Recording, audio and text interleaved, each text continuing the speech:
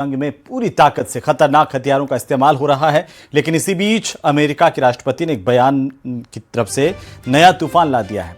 उन्होंने खामेनेई की वारिस मोज्तबा को सुप्रीम लीडर मानने से इनकार कर दिया। साथ ही कहा कि ईरान के अगले सुप्रीम लीडर में उनकी राय भी मायने रखती है। और ऐसे में ट्रंप के इस बयान ने नई बहस छेड़ दी है कि क्या कोई बाहरी ताकत ईरान के सबसे ताकतवर पद को प्रभावित कर सकती है। रिपोर्ट देखिए।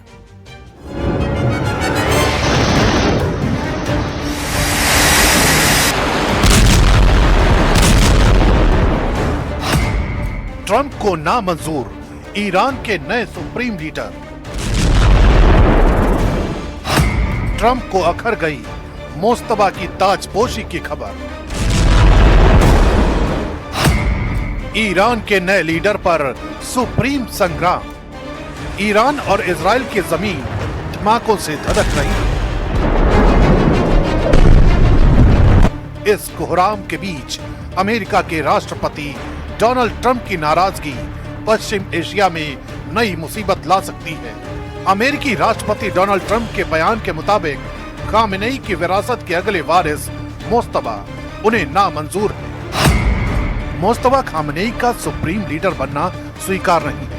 वे पुरानी कट्टर नीतियों को ही आगे बढ़ाएंगे। ईरान को ऐसा नेता चाहिए जो शांति लाए। अगर गलत नेतृत्व आया तो फिर युद्ध होगा। ईरान के नेतृत्व पर दुनिया की सुरक्षा निर्भर है। यानी ट्रंप चाहते हैं कि ईरान पर शासन करने वाला उनकी पसंद का हो। दरअसल ईरान की राजनीति में सुप्रीम लीडर का पद सबसे शक्तिशाली माना जाता है। इस पद पर लंबे समय तक अली खामेनेई रहे। 28 फरवरी को एयर स्ट्राइक में उनकी हत्या के बाद उनके उत्तराधिकार को लेकर चर्चा तेज हुई। नाम आया उनके बेटे मोज्तबा खामेनेई का। इसी बीच अमेरिका के राष्ट्रपति डोनाल्ड ट्रंप ने कहा, ईरान के अगले सुप्रीम लीडर के चयन में अमेरिका की राय होनी चाहिए। ट्रंप का कहना है कि अगर ईरान में ऐसा नेता चुना जाता है जो पुरानी नीतियों को जारी रखेगा तो क्षेत्र में तनाव बना रहेगा। लेकिन एक्सपर्ट मानते हैं कि सुप्रीम लीडर का पद इतना शक्तिशाली है कि उसका फैसला पूरी तरह ईरान की आंतरिक व्यवस्था के तहत होता है।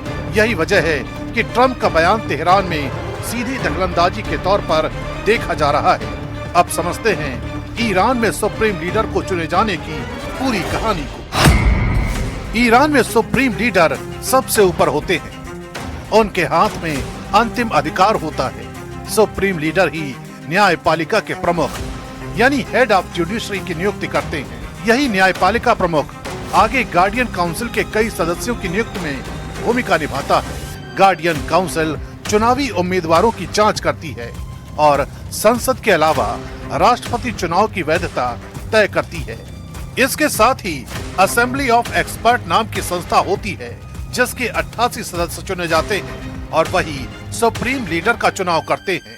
यानी राष्ट्रपति और संसद चुनी हुई संस्थाएं हैं, लेकिन सत्ता का अंतिम नियंत्रण सुप्रीम लीडर के पास ही रहता है। ईरान में सुप्रीम लीडर की ताकत यहीं खत्म नहीं होती। संविधान के मुताबिक यही पद देश की सेना और रणनीतिक संस्थाओं का सर्वोच्च कमांडर होता है। यानी IRGC समेत सैन्य बल सीधे सुप्रीम लीडर के अधीन रहते हैं। रक्षा नीति, परमाणु कार्यक्रम और विदेश नीति की अंतिम दिशा भी वही तय करता है। सुप्रीम लीडर ही युद्ध या शांति से जुड़े फैसलों को मंजूरी देता है और जरूरत पड़ने पर जनमत संग्रह कराने का अधिकार रखता है। इतना ही नहीं, अगर राष्ट्रपति देश के हितों के खिलाफ काम करता हुआ माना जाए तो उसे पद से हटाने की प्रक्रिया भी सुप्रीम लीडर की मंजूरी से ही आगे बढ़ती है। यानी तेहरान की असली सत्ता का केंद्र यही पद माना जाता है। इसलिए जब डोनाल्ड ट्रंप ईरान के नए सुप्रीम लीडर पर सवाल उठाते हैं तो ये मामला सिर्फ बयानबाजी का नहीं रहता। ये सीधे ईरान की सत्ता, संप्रभुता और पश्चिम एशिया की आने वाली राजनीति से जुड़ा बड़ा टकराव बन जाता है। तो इजराइल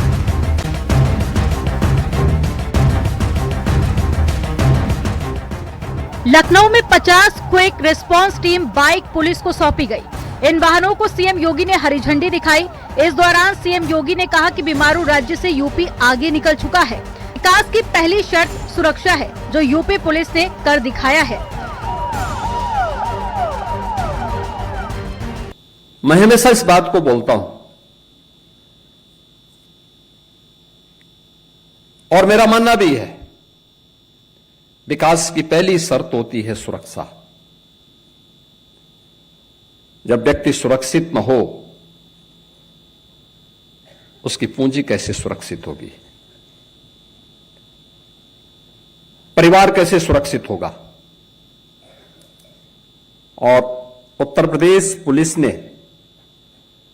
वह करके दिखाया है कि नहीं, ये संभव है।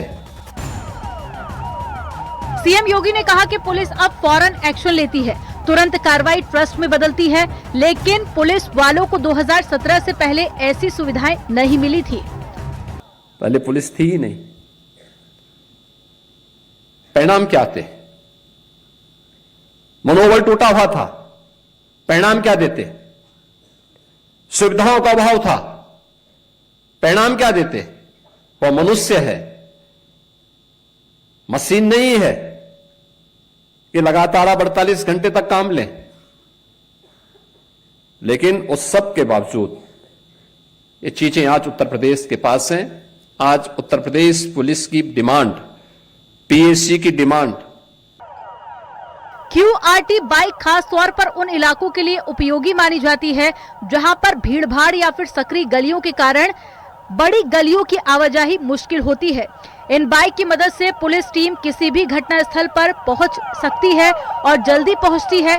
इन वाहनों से crime control, law and order maintain बनाए रखने और इमरजेंसी एक्शन में पुलिस को मदद मिलेगी। जरिए साधारण बहुमत से कोई प्रस्ताव जो है वो पारित किया जाता है तो वो लोकसभा अध्यक्ष को पद से हटाया जा सकता है। ये खास रिपोर्ट देखिए। आपके सदस्य इधर से उधर जाएंगे।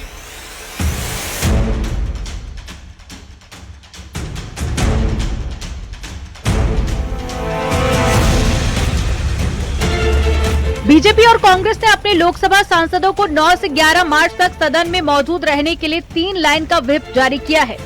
बजट सेशन का दूसरा फेज 9 मार्च से शुरू हो रहा है जो 2 अप्रैल तक चलेगा। सूत्रों के मुताबिक विपक्ष के जरिए लोकसभा स्पीकर को हटाने के प्रस्ताव को लेकर चर्चा हो सकती है।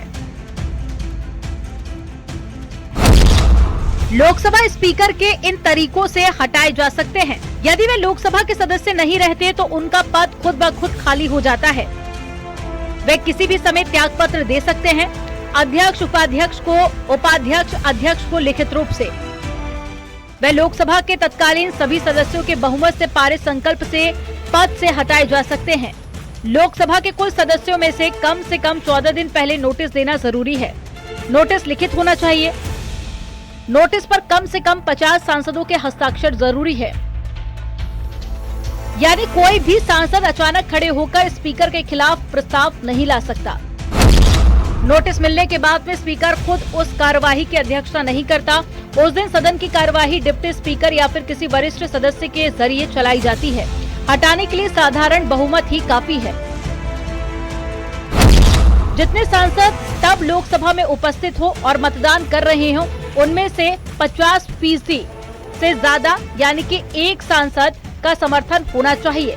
इसके लिए विशेष बहुमत यानी कि 2/3 बहुमत की भी जरूरत नहीं है। अगर प्रस्ताव पास हो जाए तो स्पीकर तुरंत पद से हटाया जाता है। वे सांसद बना रहता है लेकिन स्पीकर नहीं। फिर से नया स्पीकर चुना जाता है। अब तक स्वतंत्र भारत में लोकसभा स्पीकर को हटाने का प्रस्ताव कभी पास नहीं हुआ। नोटिस तो दी गई, बहस भी हुई, लेकिन वोटिंग तक मामला नहीं पहुंचा। संसद का बजट सत्र 28 जनवरी को राष्ट्रपति के दोनों सदनों को संबोधित करने के साथ शुरू हुआ था, जिसमें 65 दिनों में 30 बैठकें होंगी और 2 अप्रैल को खत्म होगा। Bureau report, news 18 UP Uttarakhand.